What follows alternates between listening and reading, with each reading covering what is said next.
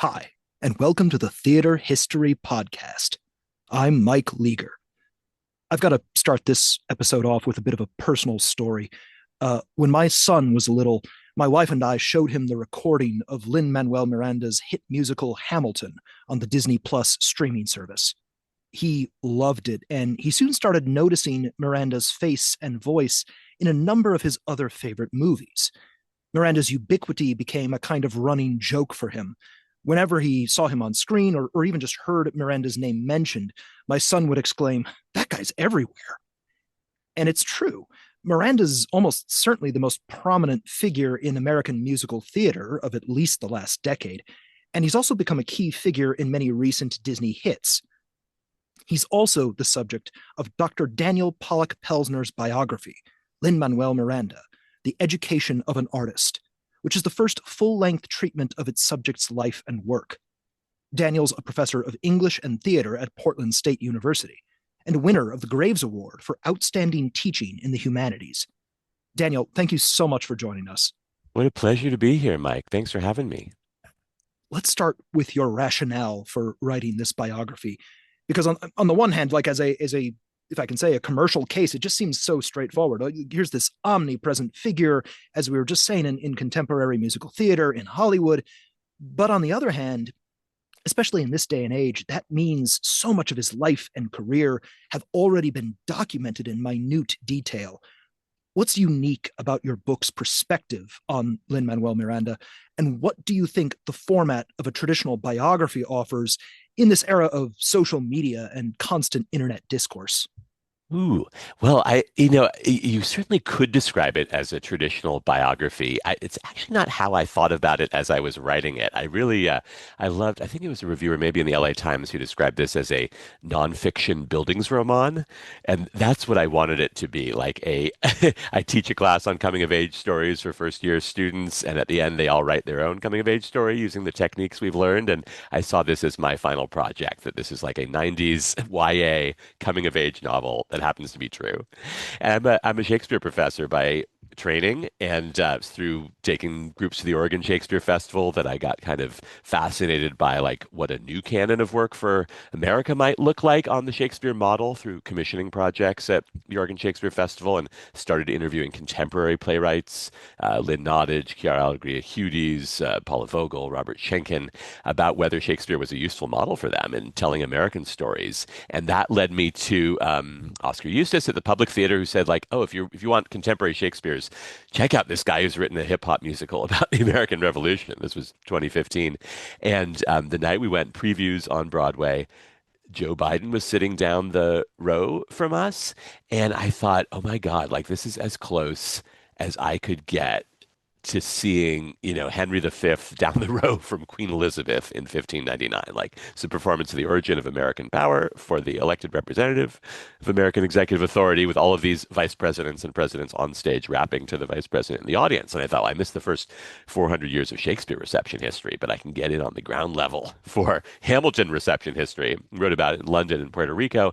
And I was always struck that Lin-Manuel talked about the teachers who shaped him as an artist, and he would talk about the projects he wanted to take on after Hamilton based on what he felt he could learn from the people that he was collaborating with. And as a teacher myself, that for me was the immediate angle in when somebody asked if I wanted to move beyond these articles to a book, is like, I want to write about the education of an artist. And one of my mentors in grad school, Stephen Greenblatt, the Shakespeare professor, and when I was there, he'd just written this amazing book, Will in the World, How Shakespeare Became Shakespeare, that was a huge popular success and is a phenomenal read, but I think had attracted a little scholarly skepticism because it's all imaginative conjecture, saying like, okay, here's what we don't know that much about what Shakespeare saw or read or encountered, but we can put together what was going on in his world, and maybe he would have seen this touring production that came through the Midlands. Maybe he would have run into this person.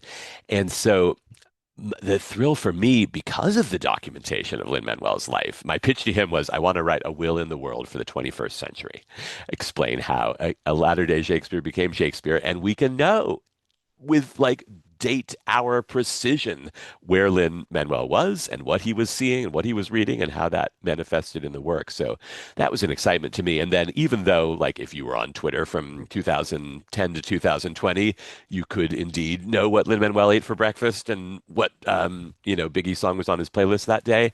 Like, there was so much that nobody outside his friend group, or his family had seen before. Nobody had listened to his very first musical that he wrote when he was 16, Hunter College High School, Nightmare in D Major, about the ghost of a fetal pig that came back to haunt the kid who dissected him in AP Bio, or his 90s jukebox musical Basket Case in college, or his senior thesis sci-fi time travel production. Like, there was so much out there that he and his friends were willing to share with me that I thought could give a lens into the development of the portrait of a young artist who would go on to create the works that we knew. Yeah, it's interesting you're mentioning aspects of Miranda's childhood because I was really surprised in reading the book the degree to which those childhood experiences show up in really direct ways in his art, specific lyrics, even in shows like In the Heights or Hamilton. But even the inspiration for his current project, this adaptation of the 1979 movie The Warriors, apparently came from one of those traumatic childhood events where somebody watches a movie that they're not quite old enough to see yet. Um, could you tell us a bit about his upbringing and maybe in particular how some decidedly adult themes, this really serious concern, fear of mortality, become recurring motifs of his work? Sure, Mike. Well, you're absolutely right. I mean, Lin-Manuel is supremely in touch with his childhood self and both the joy of play and discovery and the things that terrified him. And he, he is this kid of Puerto Rican parents who met at a doctoral program in psychology at NYU in the 70s and worked many jobs to give their kid a full middle class upbringing. And he tested into a wonderful public magnet school on the Upper East Side of Manhattan, Hunter College High School, where he was introduced to the world of theater and performance. But his parents had these really sort of two different philosophies of raising him. He was a very sensitive child. He would cry at an unhoused person on the street. He would cry at the chord changes in Bridge Over Troubled Water.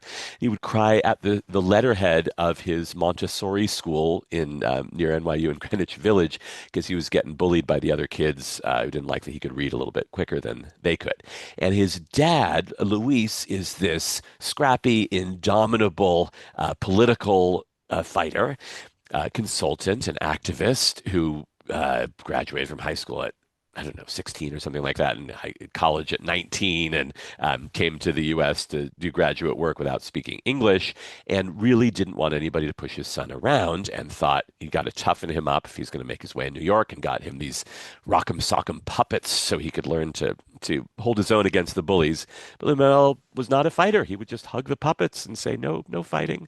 And his mom, who continued in the child psychology path, really saw it as her job, she told me, to make her son feel that whatever he was feeling was okay to experience. And she gave him this mantra: so you want to be an artist, this is all grist for the mill. Everything that you're experiencing is going to come through in your art. And she got him transferred to a more supportive preschool on the up in Washington Heights. So then these trauma comes in. So his dear friend in preschool, little girl he calls his girlfriend, and they hold hands every day, and they have a little kiss. When they see each other, one morning Lin-Manuel wakes up, age 4 or 5. His mom's in tears and tells him that his friend has drowned.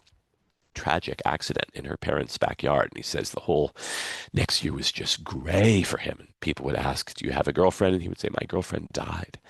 And then that trauma sort of subsided. But when he started in high school, his first girlfriend there was hit by a car. And didn't perish, but he visited her really mangled in the hospital.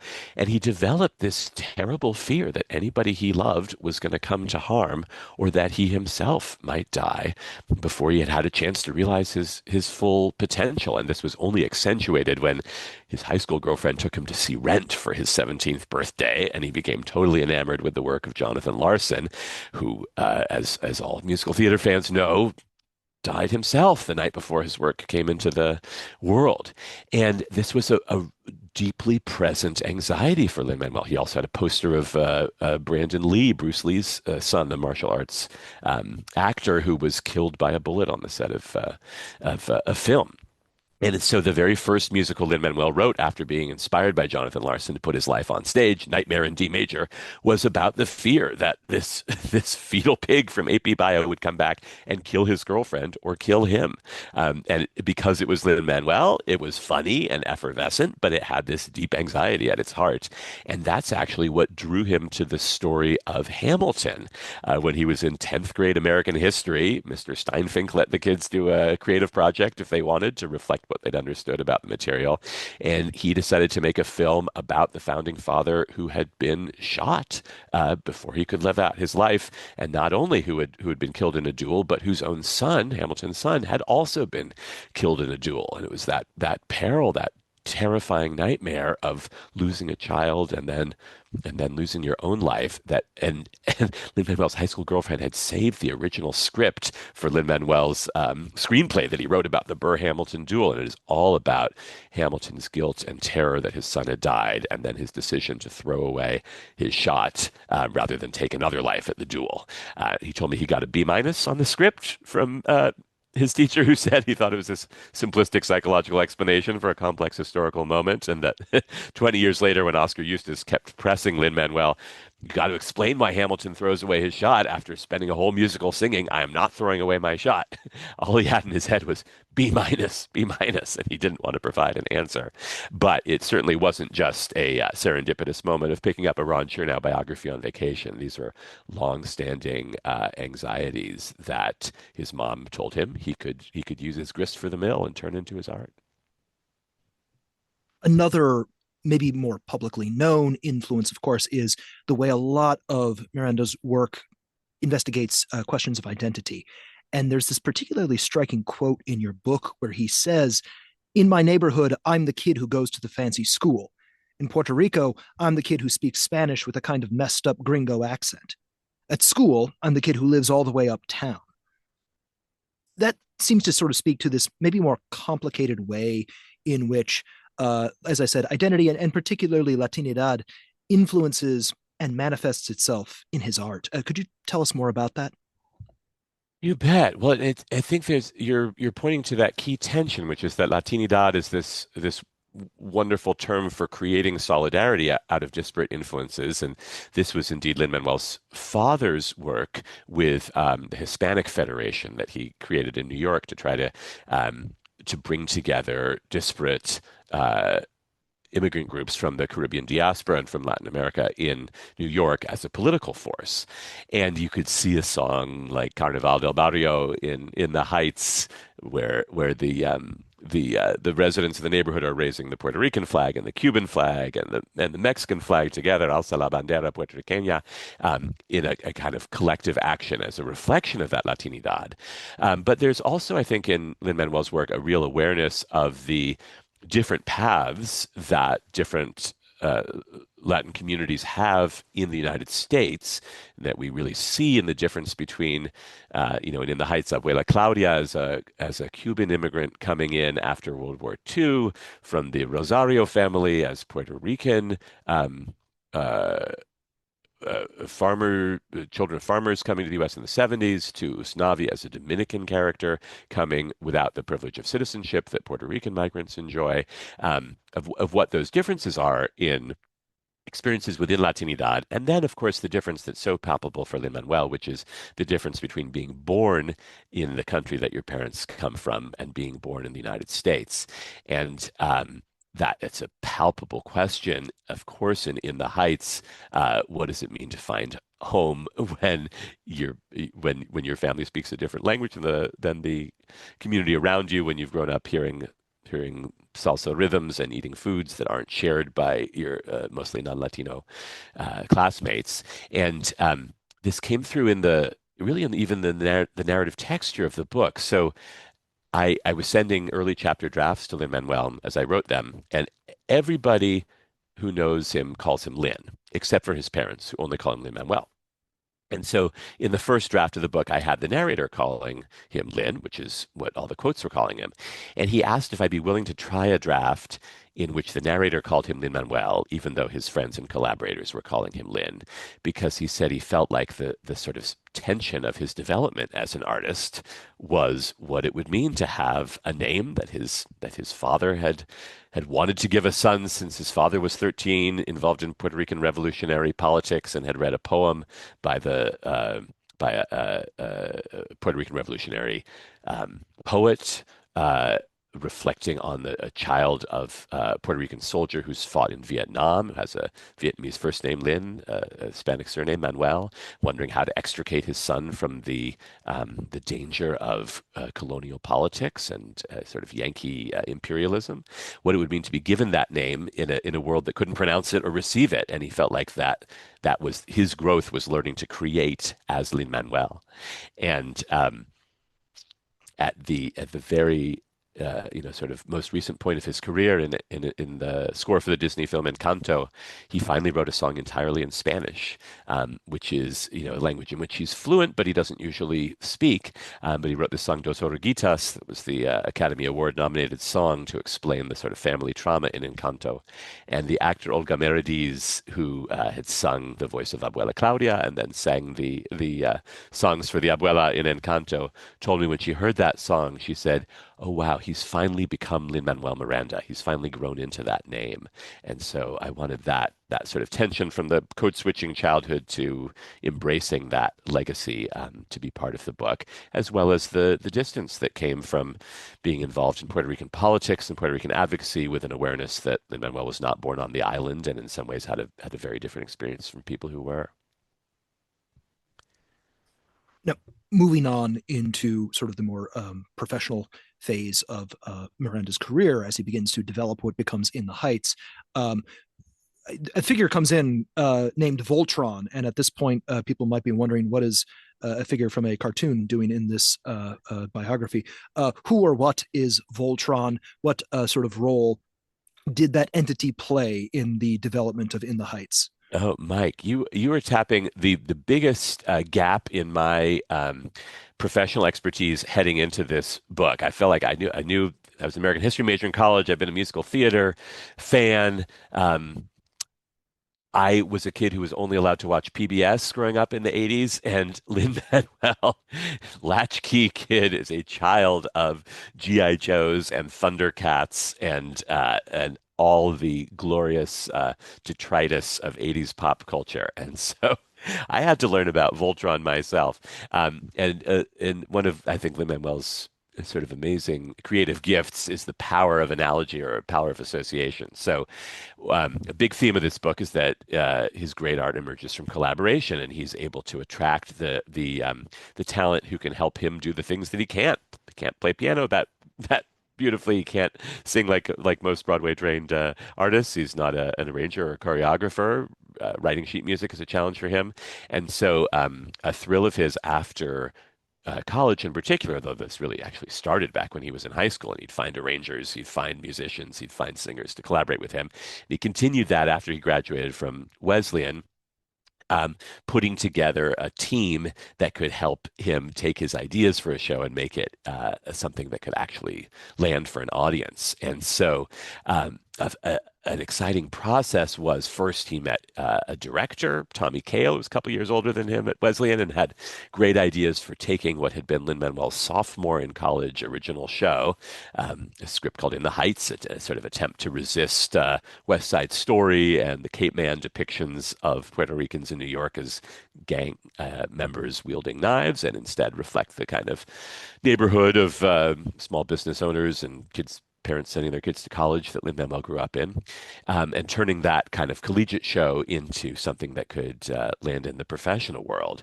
And Lin-Manuel didn't have the piano chops to be able to make his musical ideas fully visible, so they brought in this wonderful pianist, arranger, orchestrator, Alex Lacamoire, child of Cuban immigrant parents who had been working on the musical Wicked.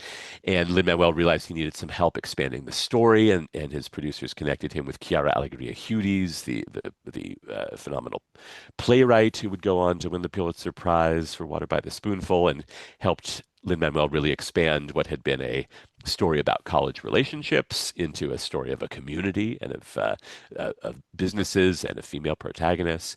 And Lin-Manuel had actually already connected with a great musician, Bill Sherman at Wesleyan, who knew musical styles that Lin-Manuel didn't and could write down scores for instrumentalists that would have taken Lin-Manuel weeks to do. And when they had this whole team together, the five of them, Lin-Manuel felt they had superpowers that none of them did on their own. And so he thought back to one of his favorite animated robot shows from the 80s, Voltron, which is a super robot that has powers that come from all these individual robots glomming on together. And he bestowed that nickname on their collaboration. And then they even got a little robot toy, Voltron, that they would pose with in pictures together as a sign of what he couldn't do on his own, but he could do in collaboration. Now, given the title of this show, the Theater History Podcast, it's probably not a surprise. One of the things that really stuck out to me in reading through the book was how Miranda's also consciously drawing from positioning himself within the sort of historic tradition of Broadway. Could you tell us more about that, perhaps especially with regards to work on some of the projects that are not as high profile, the reworked West Side Story, some of the encores productions in which Miranda appeared? You bet. I mean, that was a thrill of researching this book. I talked to about 150 people in the course of reporting it. Lin-Manuel's family members, elementary school teachers, his bus driver, and then there were the days I got to talk to John Kander and Stephen Schwartz and Andrew Lloyd Webber, and they all adore Lin-Manuel, in part because they just recognize his virtuosity as a creator, and in part because he is so eager to give credit to his forebears in the field. I was trained in college.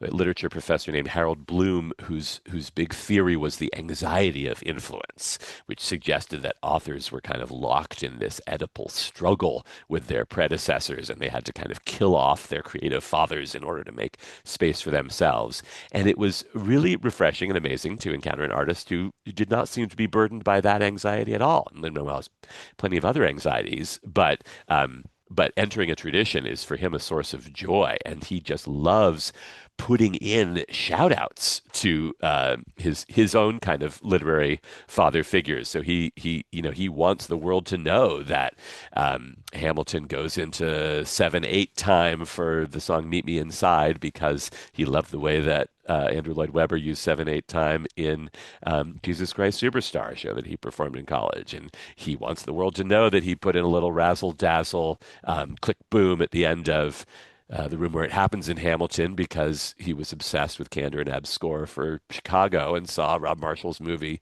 in packed theater at midnight when it came out.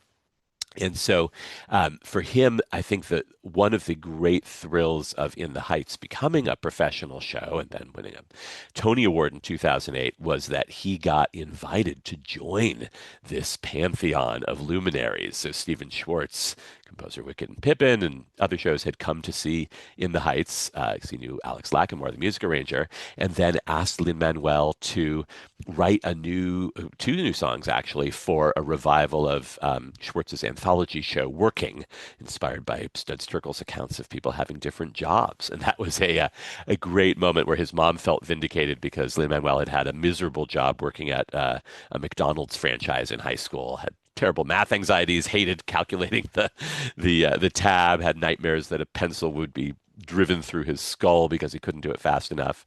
And his mom would tell him, "Hey, it's all grist for the mill. You can use this someday." And sure enough, he could turn that McDonald's experience into a song for Working called "Delivery." About the one glory was when he could leave the shop and go out on a delivery order. And then his producers connected him with Arthur Lawrence, the book writer for West Side Story, who wanted to do a revival on Broadway in 2009 with Spanish lyrics for the Sharks, thinking that might help give them a little bit more dignity and complexity on stage. And Lin-Manuel was introduced to Arthur Lawrence. I kind of love this story. Lawrence said, "Well, you should meet with Stephen Sondheim, talk with him about the lyrics," but Lawrence said, "Let me know if you need help with Sondheim. He can be a lot." And okay, Arthur Lawrence, sort of known cantankerous collaborator. Stephen Sondheim goes, I mean, Lin-Manuel goes to the Turtle Bay home of Stephen Sondheim, who lets him in, and had actually visited Lin-Manuel's high school drama club years ago when Lin-Manuel was directing West Side Story. So now his dream come true. He gets to meet work with the lyricist whom he had loved as a adolescent. And Sondheim says, "Okay, great, fine. I never liked the lyrics to 'I Feel Pretty' anyway. Go ahead and translate them." Lin-Manuel wanted to do the Spanish lyrics for A Boy Like That. Sondheim was fine with that. Warned Lin-Manuel off of doing America. He thought the rhythm was going to be too complex, and then sort of let him out the door, saying, "By the way, let me know if you need help with Arthur. He can be a lot." And so there was that sort of generational mode of old cantankerous collaboration that Lin-Manuel was trying to undo. But he got to be part of these guys, and John Kander as well had come to see In the Heights off Broadway and invited Lin-Manuel to lunch. And unlike Lin-Manuel, who struggles a bit to get the notes out and through his fingers, Kander is this famously fluid pianist who can just think out of his fingertips and compose a song at the moment. Lin-Manuel was a little intimidated to meet him, but he says the first time they sat down at lunch, Kander said to him, "Do you ever sit down at the piano and feel like you just don't know what you're doing?" And Lin-Manuel said that just broke the ice right away, and they got to talk craft. And John Kander remembered, for me, Lin-Manuel would show up with all of these books in his backpack because he was trying to research the life of Alexander Hamilton for his next show. And one day he showed up without any books. Kander said, "Hey, what happened? You're not doing the project?" And Lin-Manuel said, "No, my mom got me a Kindle." And so then Kander got a Kindle as well. And then Lin-Manuel started to send these guys early drafts of his work on Hamilton, which they were very supportive of. And so it was sort of amazing to see all the ways that Lin-Manuel could really enter this history. And I think a lot of people have pointed out that's one of the things that makes Hamilton so resonant, is that even though it's drawing on a musical vocabulary that's not often represented on Broadway, it's so steeped in those traditions of storytelling and character development through song that it's intelligible and strikes some familiar chords for people who grew up in the Kander and Sondheim and Schwartz lineage as well. Yeah, we're starting to get into Hamilton here, and I don't know about you, but it feels a little weird to talk about Hamilton as a subject of theater history, as opposed to something that's sort of immediate and contemporary. But I suppose it's been some time has passed at this point. Yeah. Um, it's just such a well known show, obviously, and I'm curious about, in the process of writing the book, especially the sections on Hamilton, what'd you come across that was new, that was surprising about the development, the run of the show, given that, as we've been saying, so much else is already sort of known about this show and its genesis. That's true. Well, it's certainly true, and I hope there would be through lines that would be, resonant for folks knowing that that really Hamilton is Lin-Manuel's eighth musical he's written when it opens, if you count high school and college shows. That might not strike audience members who are just coming to it for the first time. But there were things, even given like the wonderful Jeremy McCarter volume on Hamilton's Genesis and Lin-Manuel's annotations. I didn't know that Lin-Manuel happened to live in the same apartment building as a descendant of Aaron Burr when he was working on this show. It was just incredible to me. Like he's grilling on the rooftop up at very northern tip of Manhattan, and this woman comes by and said, "Hey, I heard you're writing a Hamilton musical. My husband was the great whatever." Descendant of Aaron Burr, and the conversation with Antonio Burr, a forensic psychologist, and maintained to Lin-Manuel that his father, great grandfather ancestor, was not a murderer, but was in fact the murder weapon for Hamilton's own death drive. Didn't end up being fully a perspective that Lin-Manuel adopted in the show, but sort of opened him up to curiosity about how you might make Burr not just the villain in his history, and led him to H.W. Brand's book about the the subject and ways that he was able to connect himself to it too. And so these sort of amazing serendipitous moments of like, wow, there are even more connections to different facets of the life that I hadn't known. And I also the moments I mean, there's lots of sort of source study, which I suppose is the Shakespearean in me that's always delighted to find a reference that perks up in the show. But I was also fascinated, just as a writer, with resistance to choices that Lin-Manuel made in Hamilton that now feel like totally canonical to us. So Lin-Manuel shared with me an email that Stephen Sondheim had sent him after Lin-Manuel sent Sondheim a recording of Act Two of the show. Ends with what now every I'm sure your kid can quote, "Who lives, who dies, who tells your story." And Sondheim, I'm paraphrasing, but wrote back to Lin-Manuel and said, "Okay, it's a major work, so I'm going to treat it with seriousness and rigor." And he said, "Who lives, who dies, who tells your story is not the ending of your show. That does not live up to the themes that your show has been building towards, and it's anticlimactic, and you really need to reconsider it." And I thought, wow, I'm so it sort of it made me feel those moments that maybe you feel too as a writer, where you feel like you really found something good, and then you share it with an audience, and they're like, no, it's not working for me. So I asked the memo, what do you do if you get that note from Sondheim? And actually, Oscar Eustis, who had then become a producer of Hamilton at the Public, had told me he shared Sondheim's note. He didn't think that that was the right sort of motif to conclude with. So Lin-Manuel told me that if he when he got a note like that from somebody he respected, like Eustace and Sondheim, he would sit with it and he would tell himself either they're right or he was right. But if it was important to him to keep, he knew that he hadn't earned it yet, and he'd have to justify that ending. And he hadn't at that point written Hamilton's final soliloquy as the bullet is whistling across the stage toward him.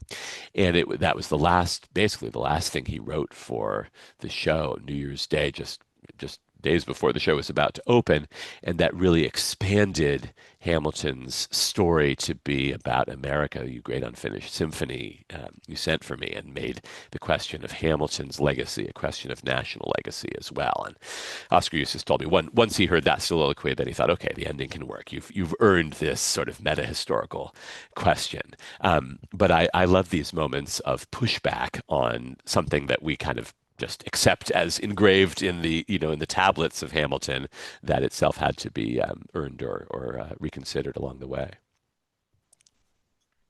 Yeah, and it's interesting too in that regard, and sort of revisiting the story of Hamilton. It also feels, you mentioned Shakespeare reception a little bit earlier, the history of 400 years of how Shakespeare's plays have been viewed and received. It feels like we've gone through a mini version of that with Hamilton over the last decade or so. You chronicle some of the larger conversation about the musical, and I'm wondering how you understand the show's place in Broadway history, in the larger cultural landscape, from a somewhat different historical vantage point than we had back when it came out a little over a decade ago. Well, you're totally right, Mike. It seems almost vertiginous that just in 10 years it's gone through this sort of whiplash that, Henry V takes hundreds of years to go through. And it's gone from like the show that celebrates the Obama era to a show that then was quite criticized when the Disney recording was released at the height of the Black Lives Matter protest movement. When sort of the critique of centering slaveholders, of providing an immigrant story that doesn't account for the differences in a white colonial subject versus folks who are undocumented today, what its representation of women is, what its erasure of indigenous populations in the space that becomes the United States. Like all of these critiques that actually were present at the beginning of the show, but were sort of more the province of, I would say, a certain left-wing academic responses to the play. Then, as that sort of language of critique moves into popular American discourse over the 5 years or so from 2015 to 2020, become a bigger part of the show's reception. And then I think in the kind of current nightmare of the Trump era, for some people has started to seem like a kind of relic of an earlier era of optimism that's unmerited, or a kind of fantasy of progress. To me, those always seem kind of more stories that we tell about the show than the stories that the show itself is telling, as is always the case with reception history. And I feel like, as with the Shakespeare play that pings in different ways depending on where we are in the culture, like I felt like we were sort of living in Act One Hamilton for a while, which was this vision of a collective communal energy fueled by the drive of Black American music and performers of color rallying together to, offer a new vision for this country. And that lately, it's felt more like we're living in Act Two of Hamilton, which is a space in which acrimony and ego and allegations of misconduct, descend into political violence and put the legacy of our institutions and our figures up for grabs. So that seems like the show has always been a tragedy, and now we're seeing those elements of it more than just the rallying cries beforehand. But I'm so curious to see whether this is. It sort of seems inconceivable that this is a show that won't have some staying power, or that won't lodge itself in our collective consciousness as the years go forward. But we also know the shows like Oklahoma or Hair or Rent that seemed inescapable and culturally dominant in their day, that continue, of course, to have vibrant presences, but don't have quite the same space that they occupied at the time. So I guess we'll see. Time will tell a little bit about that. But the degree to which Hamilton has saturated the culture because of digital media and social media access, and that like so many children like your kid and like mine can sing every single note from it, seems like a kind of maybe unprecedented degree of cultural saturation for a musical theater work. Yeah, and you mentioned social media there. One other thing you kind of chronicle that I think is really interesting in the book is the degree to which Miranda is using newfangled things like YouTube and Twitter, or at least newfangled at the time, to kind of shape public image and legacy. That ties in with things like the Ham for Ham performances. Do you see anything sort of maybe new, unique about how he's using that in that regard? Yes, I think that's totally true. That is, I was surprised that there's a little sort of sideshow history of technology that's coming through the book, even back from his parents' vinyl albums to the cassette tapes that he used to make mixtapes to, his first iPods on which he could shuffle through different genres to getting GarageBand and Logic Pro on his computer to as kind of prosthetics for the instruments he couldn't play himself. And then, absolutely right, he is thrilled to upload a promotional video for In the Heights when it transfers to Broadway, in which he's spoofing High School Musical 2 with an improv rap to get people to come to see his show, and then finding Twitter as well. And his joke about it is that it's an audience in his pocket, and he's been a guy since his first piano recital who has thrilled to applause and to getting to share his work, and a genuine fan, both of other people's work and of his own, who is thrilled to have that connection, almost to the point he would say of an addiction.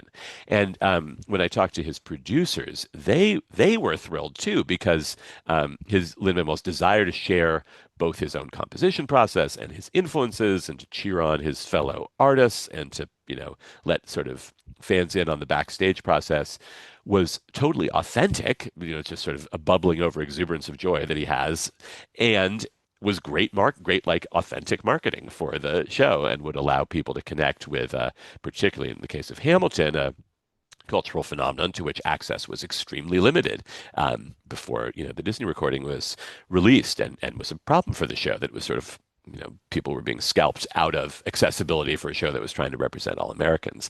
And so those Ham for Ham performances, the kind of the street theater um, uh, uh, performances outside the Richard Rodgers, were for many people their first taste of what was happening inside the Richard Rodgers, before maybe the performance on the Grammys or the performance on the Tonys. And they were I think they were just for fun. And Lin Manuel's wife, joke to him is like, wow, you found an audience outside your audience. Like you had you found a theater outside your theater, folks that you could connect with. But I think Lin-Manuel also like just wanted to provide um, a little taste of enjoyment for people who couldn't be part of the experience there. And then what became interesting to me was like how that I don't have any reason to doubt the sincerity of that desire to provide joy and entertainment and collaboration. What happened when that came up against the economic conditions of who was going to profit from the financial success of Hamilton? And this was part of the story that profit sharing negotiations had been reported as a fact, but I hadn't really understood what it felt like to be on the inside of the theater at that time. And since I was trying to write the education of an artist, this was a moment where I felt like my subject had learned this lesson, which is initially you get people to create great art by making the collaboration with you the most fun thing that anybody can do. And you lead through enthusiasm and through joy, and that makes people want to create with you. And people in the Heights called it party con pay. They were just having a great time. They were getting paid for it. And then on Hamilton, when this incredible revenue was being generated from the show, and actors in the company felt that they should receive a greater portion of it than the sort of the salary contract created, and the producers felt they were in the research and development business and lost money most of the time. So when they were making it, then that was the way that they would fund future projects and cover the risk. It was a moment where simply having fun and and leading with enthusiasm was insufficient. For at least for some members of the company to grapple with the economic disparities of the show, and led some of the company members not to want to participate in the ham for ham performances there. And so I thought, that it's not just sort of theater gossip, but it's part of your education of what do you do when you've learned how to lead in one way and then it comes up against a different reality. There's 2 points from kind of almost opposite ends of your narrative within the book that I thought were kind of interesting in connection with one another. The first is Miranda's acknowledgement that, quote, Hamilton is the first line of my obituary. I'm never topping it as a cultural event. And the second comes much earlier in the book. I don't think I'd realized how contingent the sort of outcome of Miranda becoming this major musical theater figure was.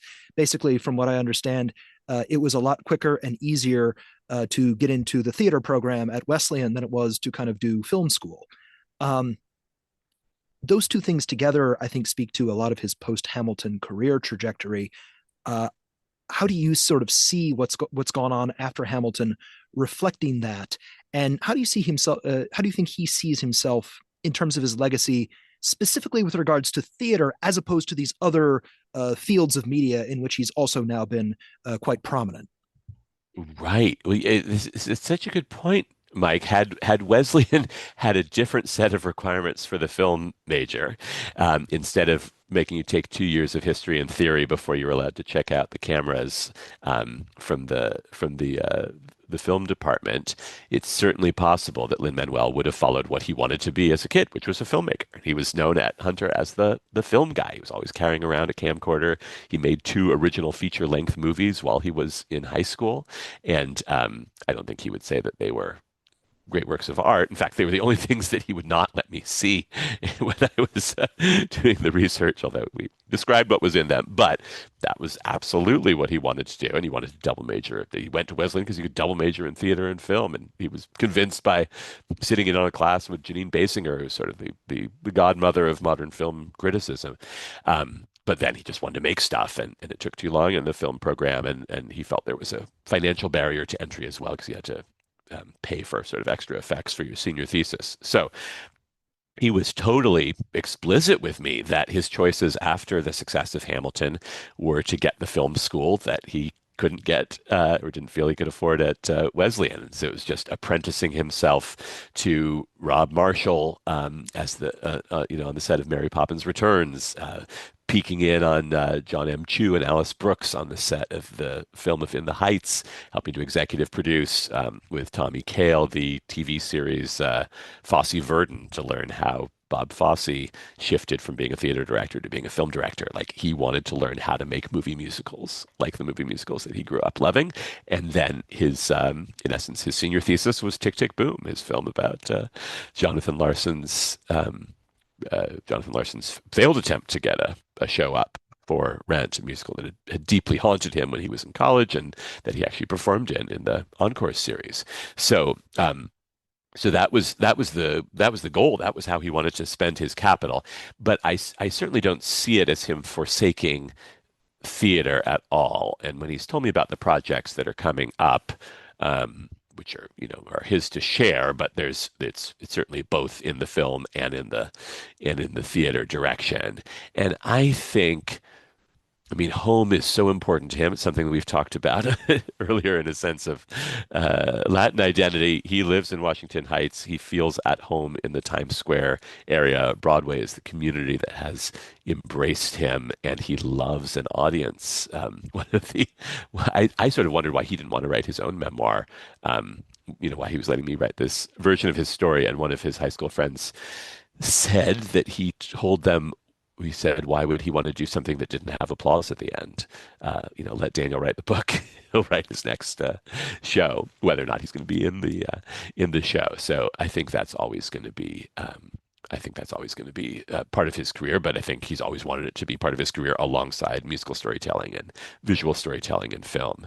And I don't see it as a sort of commercial sellout thing of going to Disney. It's like he loved Little Mermaid since he was in fourth grade. He grew up in the Disney Renaissance. Now he gets to contribute to that. For him, joining Menken and Ashman's sort of pantheon is the same as joining the Sondheim Kander pantheon too. So there are definitely theater projects coming up, and the one, of course, that's been announced is the stage version of Warriors, which, as you say, ties directly back to watching it as a kid and being terrified that you wouldn't make it home alive. And amazingly, when you listen to it, like actually it has a bass line from Lin-Manuel's first high school show, Nightmare in D Major, and it's got like a arpeggio line from his college senior thesis musical On Borrowed Time, and it's got a song that he wrote for one of those high school feature films, Naughty Bird Curtsy. So it's like it to me it was this sort of glorious reprise of so many fears and desires that have run throughout his career, and I was glad he wrote it while I was writing the book, because then it gave me an epilogue for the book, which was how he wrote sort of the musical story of his own life. Yeah, to that point about sort of why doesn't he write his own memoir? Well, we'll have Daniel do it. I am curious to kind of I asked you about rationale at the beginning of this interview, and Yeah. now I guess maybe a little bit about process. What was it like writing the book? How do you sort of balance? I'm sure you're used to doing archival work, but here you're dealing with mostly very much alive people. What was that like in terms of developing this? Well, Mike, it was both a thrill because I get to talk to all of these folks, and Lin-Manuel was tremendously generous about spending a bunch of time with me himself, and then connecting me with his elementary school bus driver and his high school girlfriend and his collaborators from college and everything, and then there were. For somebody who was mentored by the Stephen Greenblatt mode of, I began with a desire to speak with the dead. Like I've had imaginary conversations with Shakespeare in my head. He never talks back. Now I actually get to talk to artists and ask them these questions and try to illuminate the world that they come through and what they've learned along the way. That's thrilling. And it's challenging because, of course, people have understandable opinions about how they're being represented in this work and what stories you're telling about them. And that was often a complicated and delicate process to navigate, about how to make sure I'm telling the truth and have it be a truth that's recognizable to everybody who's involved in this story. And it was so much fun to have both the interviews and to learn all these different stories, and then to have the archival material alongside. So the God, it was like tracking down. There was this guy who went to high school with Lynn, who I knew then in college, and then was living near the Oregon Shakespeare Festival, who had a VHS tape of the high school performance of Nightmare in D Major that we tracked down. Then you had to find a VCR to play it on. My kids had never seen a video cassette tape before, and they're like, "Will there be sound? Can you fast forward?" what's going to happen with it, and and then to get to see the high school script for the Hamilton film. Or Lin-Manuel's high school girlfriend had also shared his very first script for In the Heights in college, which was amazing, and not a single song or scene or line survived from that script to the version that was performed on Broadway, except for that title phrase in Washington Heights, and the joke about Usnavi's name. So getting to see the genesis of that work was very exciting. And at first, I was trying to figure out what my voice was going to be in this project, because I didn't. I've written stuff that's very voicey before, but I felt like Lin-Manuel's lyrics are so pyrotechnic. I sort of didn't want the narrative voice to be competing for the reader's attention with Lin-Manuel's voice. I really wanted, I sort of thought of it as like, I want to build a, I want to like build the stone wall of the cathedral so I can set the stained glass window in it, and it will sparkle most beautifully on its own. So the first drafts I did for the book were oral histories. I would just cut together quotes from the interviews, and I would do them for things that hadn't been reported at all elsewhere. So I did an oral history of Lin-Manuel's first feature film that he made his sophomore year in high school, Clayton's Friends, that was about his friends having a sleepover and having to use martial arts to fight against the bad guy. And I also wanted to do that to give Lin-Manuel a little proof of concept of like what I was actually doing with all these people that he was connecting me with, and to give him confidence in the story. And I don't think anybody else would be interested in these, but I was very moved that they resonated with him and let him feel like, okay, this is allowing him to get the treatment that the works of art that he admires get with their oral histories and their biographies. And then the real fun of it was, how can I make this not an academic book? And the first version had 150 pages of footnotes that my publisher then basically asked me to take out, but really make it narrative driven, and try to make the arc of each chapter be an emotional arc rather than an argumentative structure, and use scene and story and dialogue and description to try to conjure the moments that would reveal the stages in Lin-Manuel's artistic education. And so my beta readers there, I did have musical theater professors who were reading this as I went, and colleagues who would help me to make sure I was representing things that I didn't know about firsthand, much more accurately than I could on my own. But I also had my aunt, who mostly reads romance novels, reading early versions, and my father-in-law, who's a doctor, and my mother-in-law, who's a lawyer.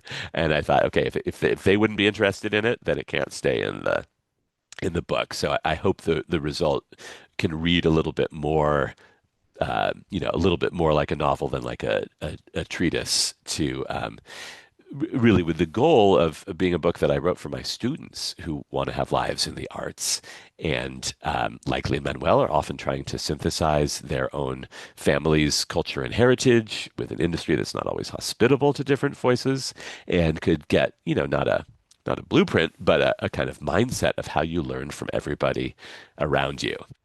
And the epigraph for the book came from it's actually a dinner platter that some family friends gave me and my wife for our wedding, with a quote from a Jewish wisdom text, Pirkei Avot. It said, "Who is wise? The one who learns from everyone." And when I saw that, I thought, oh yeah, that's the argument of the book, and I want to show how Lin-Manuel has learned from everybody around him, and that was my pitch to him. I wanted to honor his teachers, and show how great works of art don't just spring fully formed into the world, but are the product of sponging up and then synthesizing all the influences that came to you. And that was, I think, what Lin-Manuel said resonated with him about the project, and I hope that's what that students and teachers could take away from it.